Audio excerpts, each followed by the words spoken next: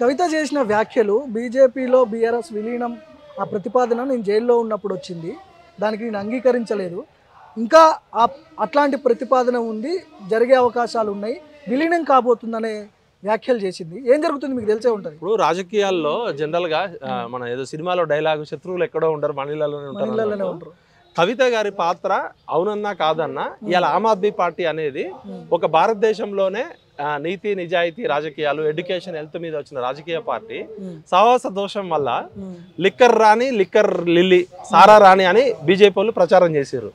అది లోపల కేసు పూర్తిగా సుప్రీంకోర్టులో ఫైనల్ తీర్పు వచ్చే లోపే వీళ్ళు జైల్లో పెట్టారు, కేజ్రీవాల్ ని జైల్లో పెట్టారు.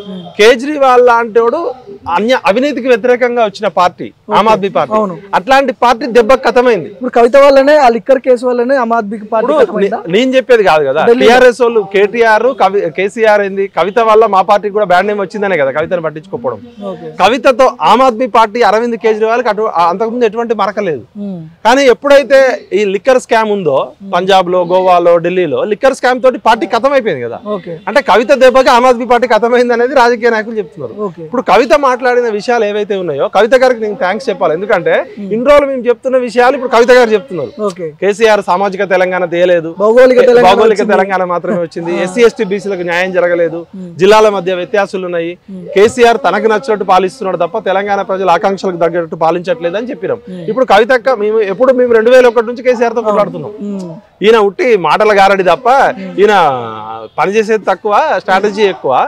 ప్రజలు త్యాగాలు చేస్తే చీమలు పెట్టిన పుట్టలో పాములాగా వచ్చారు తప్ప ఉద్యమం అనేది ఎప్పటి నుంచో ఉందని చెప్పినాం. ఇప్పుడు స్వయంగా కేసీఆర్ గారి కూతురే చెప్తుంది కాబట్టి ఎందుకు అంటే బీజేపీ బీఆర్ఎస్ పార్టీని బీజేపీలో విలీనం చేస్తుందని చెప్తున్నారు. కవిత గారితో జైల్లో ఉన్నప్పుడు చర్చలు జరిపినని ఆమె చెప్పింది స్వయంగా. మరి ఇప్పుడు రాజా సింగ్ గారు లేటెస్ట్ గా ఏమంటున్నారు, మా పార్టీలో కొంతమంది సీనియర్ నాయకులు పెద్ద ప్యాకేజీలు ఇస్తే బీఆర్ఎస్ లో కలుస్తామంటున్నారు.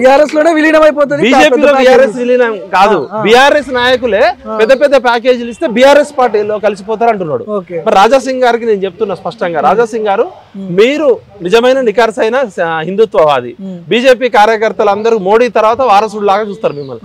మరి మీరు నిజంగా నిజాయితీ ధైర్యం ఉంటే ఆ పెద్ద నాయకులు ఎవరో మీరు చెప్పాలి.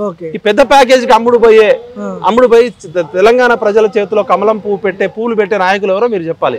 మరి మేకప్ మ్యాన్ అని అంటున్నాడు. మరి మేకప్ మ్యాన్ అంటే కిషన్ రెడ్డి, బండి సంజయ్, లక్ష్మణ, సీనియర్ నాయకులు ఎవరు మరి పేరు చెప్పాలి కదా. కవిత కూడా దయ్యాలంటది, ఆ దయ్యాలు ఎవరో చెప్పదు. దేవుడు ఉన్నాడు, కేసీఆర్ దేవుడు అని చెప్తుంది. మాకైతే దేవుడు కాదు, ఆయన ఒక నాయకుడు. దేవుడు ఎక్కడ ఉండాలి? గుడిలో ఉండాలి. మరి దేవుడు గుడిలో ఉంటే దేవుడి చుట్టూ దయ్యాలు ఎందుకు ఉంటాయి? దయ్యాలు శ్మశానంలో ఉంటాయి.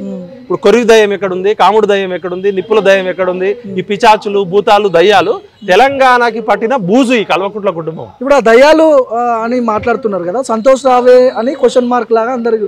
అది కవిత గారికి నిజంగా నిజాయితీ ఉంటే ఆమె స్పష్టంగా తెలంగాణ వారసత్వము, తెలంగాణకి నాయక, తెలంగాణలో సూటిగా మాట్లాడతారు కదా ఫేస్ టు ఫేస్. కవితక్క నువ్వు నిజంగా ఫేస్ టు ఫేస్ ధైర్యం ఉంటే కులం చెప్పు, ఆ దయ్యాలు ఎవరో చెప్పు. నీకు ధైర్యం ఉంటే దయ్యాలు చెప్పు, లేకపోతే నువ్వే భూతం అవుతావు ప్రజల దృష్టిలో. ఎందుకంటే నువ్వు నిజాయితీగా మాట్లాడితే నీ వెనకాల ఉంటారు ప్రజలు.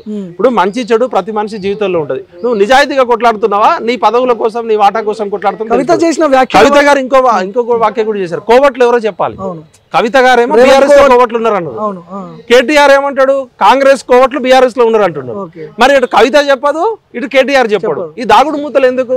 మీకు నిజాయితీ ఉంటే బీఆర్ఎస్ లో కాంగ్రెస్ కోట్లు ఎవరో కేటీఆర్ చెప్పాలి, కవిత గారు చెప్పాలి కోవట్లు ఎవరో, వీళ్ళిద్దరు దయ్యాలు కూడా చెప్పాలి. మరి కేసీఆర్ చుట్టూ ఎవరు ఉంటారు? ఫస్ట్ కేసీఆర్ గారి చుట్టూ కేసీఆర్ గారి భార్య ఉంటది, సరే ఆమె పెద్ద మనిషి శోభమ్మ, సంతోష్ ఉంటాడు, హరీష్ ఉంటాడు, ఇంకెవరు ఉంటాడు, కేటీఆర్ ఉంటాడు, వినోదరావు ఉంటాడు, మీ వెలమకోటరే ఉంటది కదా. ఇలా కవితతో మధ్యవర్తిత్వం ఎవరు జరుపుతున్నారో మీరు తెలుసుకోవాలి తెలంగాణ ప్రజలారా.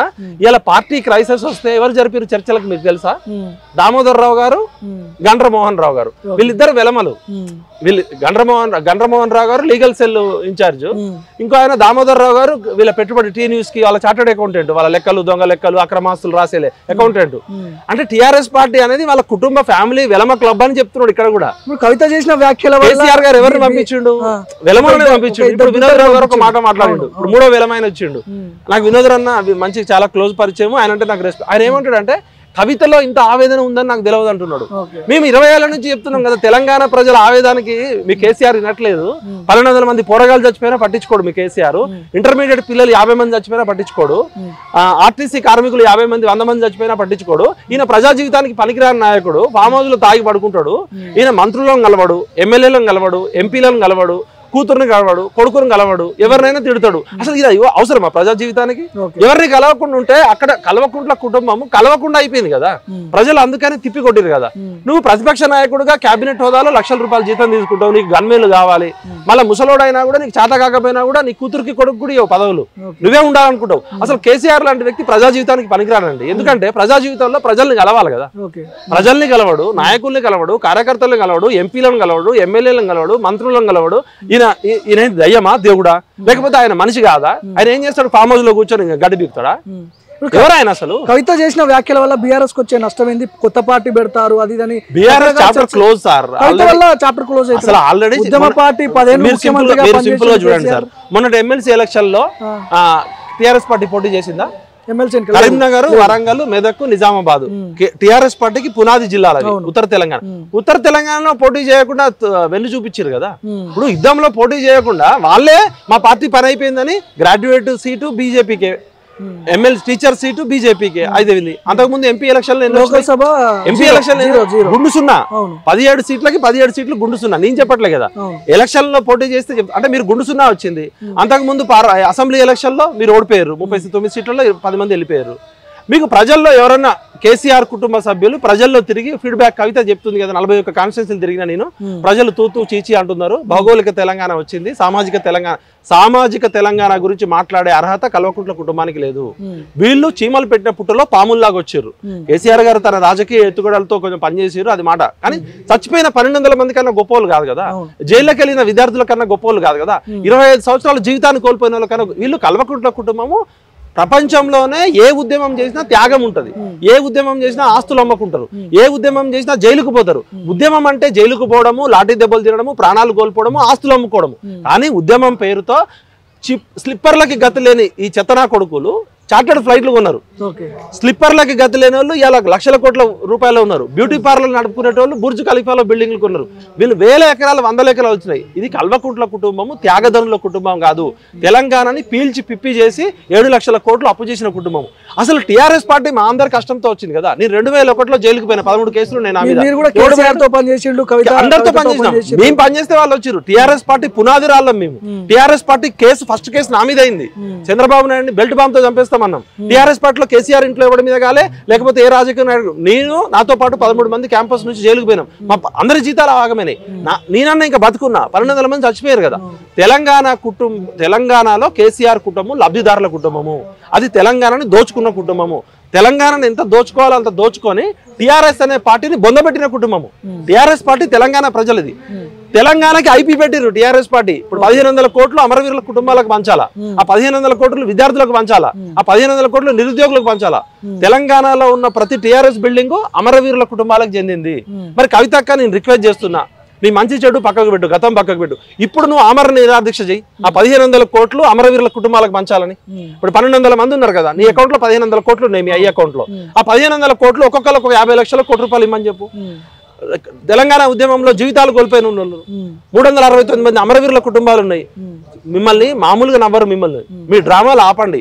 మీరు నిజంగా నిజాయితీ ఉంటే ఎవరైనా సరే. ఇప్పుడు ఇదంతా డ్రామా అంటారు అంటే కవిత గారికి నేను ఒక కవిత గారికి పాత మిత్రుడుగా సోదరుడుగా నేను రిక్వెస్ట్ చేస్తున్నా. అక్క నీలో ఫైర్ ఉంది, నీలో కసి ఉంది, పట్టుదల ఉంది. ఆ పట్టుదల ఇంట్లో వాటాల కోసం కాదు. ఇందిరా పార్క్ దగ్గర ఆమరణ దీక్ష కూర్చొని నేను కూడా కూర్చుంటా. ఆమరణ దీక్ష కూర్చొని అమరవీరుల కుటుంబాలకి టీఆర్ఎస్ అకౌంట్ లో బీఆర్ఎస్ అకౌంట్ లో ఉన్న 1500 కోట్ల రూపాయలు తలా 1 కోటి రూపాయలు ఇవ్వాలని చెప్పు. చచ్చిపోయిన వాళ్ళ కన్నా గొప్పవాళ్ళు కాదు కదా. కేసీఆర్ చచ్చిపోయిన అమరవీరుల కన్నా శ్రీకాంతాచారి కన్నా గొప్పవాడు కాదు కదా. కానిస్టేబుల్ కిష్టయ్య కాల్చుకొని చచ్చిపోయాడు. మా సుజాత రైలుకు వస్తున్నాడు. ఉద్యమకారుల త్యాగాల మీద మీరు రక్తపు కుడు తిన్నారు ఇన్ని రోజులు. ఇప్పటికైనా కవిత గారు నిజాలు మాట్లాడాలి, ఇంకా విషయాలు చెప్పాలి. ఇవాళ బీజేపీ బీఆర్ఎస్ లో కలుస్తుందా, బీఆర్ఎస్ బీజేపీలో కలుస్తుందా? ఇలా రాజాసింగ్ చెప్పిన మేకప్ మ్యాన్ ఎవరు? బండి సంజయ్ ని ఎందుకు తీసేసిర్రు? కేసీఆర్ తీసేసిండా, బీజేపీలో ఉన్న నాయకులు తీసేసిర్రా? బండి సంజయ్ పరిగెడుతున్న బండి సంజయ్ కాలంలో కట్టబెట్టింది ఎవరు? బండి సంజయ్ ని బండకేసి కొట్టింది ఎవరు? బండి సంజయ్ బండిలో టైర్ల గాలి తీసేసింది ఎవరు? బీజేపీ వాళ్ళే కదా. మరి కేసీఆర్ చెప్తే బీజేపీ వాళ్ళు వింటారా? ఇప్పుడు కిషన్ రెడ్డి గారు అంటే ఆయనది ఒక స్టైల్. బండి సంజయ్ అగ్రెసివ్ గా దుబ్బాకలో గెలిపించిండు, జిహెచ్ఎంసీలో గెలిపించిండు, హుజురాబాద్ లో గెలిపించిండు. అలాంటి పని చేస్తున్న నాయకుడిని ఏ పార్టీ అయినా తీసేస్తుందా? మరి కవితతో చర్చలు జరిపిన నాయకులు ఎవరు? బీఆర్ఎస్ లో బీజేపీలో విలీనం చేస్తా అని నేనేమంటున్నా అంటే, రాజా సింగ్ చెప్పింది వాస్తవం అయితే బీజేపీ నాయకులే బీఆర్ఎస్ లో విలీనం అవుతున్నారు. అరే మీరు ఆర్ఎస్ఎస్ వాళ్ళు సిద్ధాంతంతో పనిచేస్తారు, ఆర్ఎస్ఎస్ అంటే ఒక సిద్ధాంతంతో పనిచేస్తారు, బీజేపీ నాయకులు అంటే దేశం ధర్మం కోసం పనిచేస్తారంటే స్వయంగా రాజా సింగ్ ఏం చెప్తున్నాడు? వీళ్ళు దొంగ కొడుకులు, వీళ్ళు సీనియర్ నాయకులు, పెద్ద ప్యాకేజ్ ఇస్తే బీఆర్ఎస్ లో కలుస్తారు, వీళ్ళకి సిగ్గు శరం లేదు, వీళ్ళు గత ఎన్నికల్లో కూడా ఇట్లనే కుమ్మక్కయ్యారు. మరి కిషన్ రెడ్డిని తిడుతున్నాడా, బండి సంజయ్ని తిడుతున్నాడా, బండారు దత్తాత్రేయని తిడుతున్నాడా, లక్ష్మణ్ని తిడుతున్నాడా? ఎవరు ఆ దొంగలు? పెద్ద ప్యాకేజీకి అమ్ముడు పోయేటోళ్ళు ఎవరు? గతంలో ఫామ్ హౌస్ కు పోయిన దొంగ నా కొడుకులు ఎవరు? కేసీఆర్ ఫామ్ హౌస్ లో కూర్చొని బీజేపీ టికెట్లు అడుక్కున్న వాళ్ళు ఎవరు? ప్రగతి భవన్ కి దొంగతనంగా పోయిన వాళ్ళు ఎవరు? మొన్న బీజేపీ ఒక ఎమ్మెల్యే కార్పొరేటర్ చచ్చిపోతే వీళ్ళు డైరెక్ట్ టీఆర్ఎస్ ఆఫీస్ కి పోయారు కదా, కేటీఆర్ దగ్గరికి. బీజేపీ నాయకులు కొంతమంది పోయి బీజేపీ నాయకుడు చచ్చిపోతే ఇంకో బీజేపీ నాయకుడు రావాలి, బీఆర్ఎస్ తో ఏకగ్రీవం చేయమని చెప్తే కాంగ్రెస్ గెలిచింది. మీరు చెప్పే లైన్ ప్రకారం 2028లో వీళ్ళు ఇద్దరు రెండు పార్టీలు కలిసి పోటీ చేస్తే ఎట్లా ఉంటది పరిస్థితి? గులాబీ కాషాయం కలర్స్ దగ్గర దగ్గర ఉంటాయి కదా, మరి గులాబీలో కాషాయం కలుస్తుందా, కాషాయంలో గులాబీ కలుస్తుంది? జనరల్ గా రాజకీయ పార్టీల్లో పెద్ద పార్టీ చిన్న పార్టీని మింగుతుంది, ఎన్నో పార్టీలు విలీనం అవుతుంటాయి. మరి ఇక్కడ బీజేపీ నాయకులేమో ప్యాకేజ్ ఇస్తే బీఆర్ఎస్ కి పోతారని చెప్తున్నాడు రాజా సింగ్. అంటే హరీష్ రావుకి చెక్ పెడదామనా? ఇప్పుడు హరీష్ రావు వైపు బీజేపీ చూస్తుంది అనేది అది నగర సత్యం. ఎందుకంటే హరీష్ కి ప్రజాదరణ ఉంది, కొంచెం ఫాలోయింగ్ ఉంది, ఫస్ట్ నుంచి పనిచేసిండు, కష్టపడి ఏ మాట మాట చెప్పాలి. టీఆర్ఎస్ కుటుంబంలో కేసీఆర్ తర్వాత కొద్ది గొప్ప పార్టీని కష్టపడ్డాడు, లాభం కూడా పొందిండు, ఎమ్మెల్యే కాకుండా మంత్రి అయ్యిండు, 100,000 కోట్లు సంపాదించు. హరీష్ రావు లాంటి పాపులారిటీ ఉన్న నాయకుడు కనుక బీజేపీలోకి వస్తే బీజేపీకి లాభం అని చెప్పి బీజేపీ వాళ్ళు తెర వెనుక మాట్లాడుతున్న మాటలు కవిత, కేసీఆర్, కేటీఆర్ కలిసి ఒక గేమ్ ఆడుతున్నారేమో నాకు డౌట్. ఎందుకంటే హరీష్ రావుకు చెక్ పెట్టేస్తే ఇప్పుడు కేటీఆర్, కేసీఆర్, కవిత, కేటీఆర్, కవిత మధ్య గొడవలో హరీష్ రావు సైడ్ లైన్ అయిపోతాడు, సైలెంట్ అయిపోయింది, ఏం మాటల్లో. మరి అంటే అర్థమైంది, బీజేపీలోకి పోకముందే బీజేపీలో బీఆర్ఎస్ విలీనం అంటే ఇప్పుడు హరీష్ రావు పోలేడు కదా. బీఆర్ఎస్ అనేది రాసి పెట్టుకోండి సార్, అది ఎక్స్పైరీ అయిపోయిన టాబ్లెట్ డేట్, డోలో పారాసిటమాల్ ఇంట్లో మన డేట్ అయిపోయినాక వాడము. ఇలా కొద్దిగా బలం ఇస్తే బీజేపీ నుంచి అవకాశాలు లేవా సార్? రాజకీయాల్లో ఎప్పుడు ఏమైనా జరగచ్చు. ఒకటి మాత్రం గుర్తుపెట్టుకోండి, మేము అందరం కష్టపడ్డది టీఆర్ఎస్ కోసం. మా టీఆర్ఎస్ పార్టీ బొందబెట్టి మింగిన పెద్ద అనకొండ కేసీఆర్. మా తెలంగాణ ప్రజల ఆకాంక్షల కోసం 60 సంవత్సరాల సుదీర్ఘ పోరాటం తర్వాత వచ్చిన 1200 మందిని చంపితే వచ్చింది అది పార్టీ. కేసీఆర్ ఇండైరెక్ట్ గా 1200 మందిని చంపిండు, రక్తపు చుక్క లేకుండా తెలంగాణ తీసుకొస్తా అని చెప్పిండు. మరి 1200 మంది ఎట్లా చచ్చిపోయారు? కాబట్టి నేను ఏమంటున్నా అంటే ఖచ్చితంగా తెలంగాణ ప్రజల అమరవీరుల త్యాగాలని కల్వకుంట్ల కుటుంబం మింగింది. కవిత గారు ఇంకా చాలా నిజాలు చెప్పాలని కోరుకుంటూ, సామాజిక తెలంగాణ విషయంలో మాత్రం ఎస్సీ ఎస్టీ బీసీలు మాత్రమే నాయకత్వం వహించాలి, అగ్రవర్ణాలు త్యాగాలు చేయాలి. సామాజిక తెలంగాణ ముసులో దళితుడిని ముఖ్యమంత్రి చేస్తానికి కేసీఆర్ ముఖ్యమంత్రి అయ్యిండు, అదేవిధంగా సామాజిక తెలంగాణ పేరుతో కవితక్క ముఖ్యమంత్రి కావాలని చూస్తుంది. కవితక్క ఒక 100 కోట్లు 1000 కోట్లు పెట్టి ట్రస్ట్ పెట్టాలి, ఆమె దగ్గర డబ్బులు బాగున్నాయి. సామాజిక తెలంగాణ కోసం కవితక్క ఏం పదవి తీసుకోవద్దు, సామాజిక తెలంగాణ కోసం ఎస్సీలని, ఎస్టీలని, బీసీలని ముందు పెట్టాలి. కవిత గారి హస్బెండ్ ఏమన్నా బీసీయా, కవిత ఏమన్నా బీసీయా, కవిత వాళ్ళ నాన్న ఏమన్నా ఎస్సీయా? ఎస్సీ ఎస్టీ బీసీల త్యాగాలని మళ్ళొకసారి మింగే కుట్ర జరిగితే ఖబర్దార్. ఓవరాల్ ఈ ఎపిసోడ్ మొత్తం కవిత చేసిన వ్యాఖ్యలు, కేటీఆర్ ని ఇండైరెక్ట్ గా నీ కతేంద్ర బాయ్ ఇట్లాంటి మాటలు మాట్లాడడం, పార్టీ నుంచి నన్ను బయటకు పంపించే ప్రయత్నాలు జరుగుతున్నాయి, ఎంపీగా నన్ను ఓడగొట్టరు మా పార్టీ వాళ్ళు, ఇవన్నీ ఎపిసోడ్ అంతా చూస్తుంటే చివరికి ఏం చెప్తారు విఠల్ గారు? ఇలాకత్ మాఫియా ఉంది, నడమంత్రపు సిరి, నరం మీద పుండు ఉంటే సలసల అంటది. ఇప్పుడు నా దగ్గర మీ దగ్గర 1000 కోట్లు వచ్చినాయి అనుకో, మనం కూడా మారిపోతాం. Power corrupts, absolute power corrupts absolutely. వీళ్ళ దగ్గర 10 సంవత్సరాలు దాచుకున్న తెలంగాణ ప్రజల సొమ్ము 1000 కోట్లు, 100 కోట్లు, లక్షల కోట్లు ఉన్నాయి.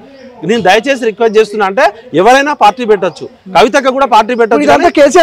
ప్రతి వర్కర్ కి ₹1,00,000 శాలరీ ఇవ్వాలమ్మా. పార్టీలో కార్యకర్త జెండా మోసేటోడు కూడా ₹1,00,000 ఇవ్వాలి, ఎందుకంటే లక్షల కోట్లు ఉన్నాయి వీళ్ళ దగ్గర. కాబట్టి నిరుద్యోగ యువకులందరికీ నేను రిక్వెస్ట్ చేసేదంటే ఎవరైనా కొత్త పార్టీ పెట్టొచ్చు, వాళ్ళకి హక్కు ఉంది. కానీ పార్టీలో పనిచేసే ముందు మీరు మంత్లీ శాలరీలు తీసుకోండి. నిరుద్యోగులు చాలా మంది ఉన్నారు. కవిత ఒకవేళ కొత్త పార్టీ పెడితే దాని వెనుక కూడా కేసీఆర్ ఉంటాడు, బిడ్డకో పార్టీ, కొడుకు పార్టీ ఇచ్చి ఆల్టర్నేట్ ఆప్షన్ లేకుండా చేసే ప్రయత్నాలు జరుగుతుందని చెప్పి కూడా అదొక. కేసీఆర్ గారు ఎంత తెలియకల్లోడు అంటే తను 10 ఏళ్ళు ఎంజాయ్ చేసిండు. ఇప్పుడు Hindustan Lever limited company market లో ఆపోజిట్ ప్రొడక్షన్ కూడా తానే రిలీజ్ చేస్తుంది. రెగ్జోనా సబ్బు బాగా పోతున్నప్పుడు ఆపోజిట్ సంతూర్ సబ్బు అట్లాంటి రిలీజ్ చేస్తుంది. అందుకని నేను ఏమంటున్నా అంటే కేసీఆర్ గారిని నమ్మము దొరా, నీ కూతుర్ని నువ్వే బయటకు పంపించి కూడా హరీష్ కి కేటీఆర్ కి కవితకి పోటీ పెట్టి ఎవడు సక్సెస్ అయితే వాడు నా వారసుడు అని కూడా ఈయన ఎవరైనా బలి చేస్తాడు. ఈ వయసులో కూడా ప్రతిపక్ష నాయకుడు కేటీఆర్ కు కవిత గీయచ్చు కదా. ఫామ్ హౌస్ లో పడుకునే ముసలోడికి ప్రతిపక్ష నాయకుడు పోస్ట్ ఎందుకు? నువ్వు అసెంబ్లీకి రావు, ప్రజల్ని పట్టించుకోవు, కన్న కూతురుని కూడా కలవు, అసలు నువ్వు ప్రజా జీవితానికి పనికి రావు, తండ్రిగా ఫెయిల్ అయినావు కదా నువ్వు. ఇలా ఒక తాగుబోతు తండ్రి కుటుంబాన్ని ఎట్లా నడుపుతాడో ఈయన రాష్ట్రాన్ని కూడా అట్లే నడిపిండు. ఇలా కుటుంబ సభ్యుల్ని కూడా పట్టించుకోడు. ఆయన స్వార్థం కోసం సొంత కూతురునైనా బలి చేస్తాడు, ఎవరినైనా బలి చేస్తాడు. కాబట్టి కేసీఆర్ ని నమ్మద్దు, కల్వకుట్ల కుటుంబాన్ని అసలే నమ్మద్దు.